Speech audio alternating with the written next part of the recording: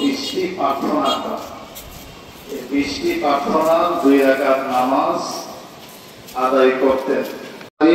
والصلاة والسلام على سيد الأنبياء والمرسلين وعلى آله وصحبه أجمعين. ربنا ظلمنا أنفسنا وإن لم تغفر لنا وترحمنا لنكونن من الخاسرين. ربنا آتنا في الدنيا حسنة وفي الآخرة حسنة وقنا عذاب النار يا أرحم الراحمين يا أرحم الراحمين يا أرحم الراحمين. أي الله আমরা গুনাহগার, তুমি ক্ষমাশীল, মেহেরবানি করে আমাদের সবাইকে maaf করে দাও আল্লাহ। আয় আল্লাহ আমাদের হাতে গুনাহের দুর্গন্ধ, আয় আল্লাহ আমাদের জবানে গুনাহের দুর্গন্ধ,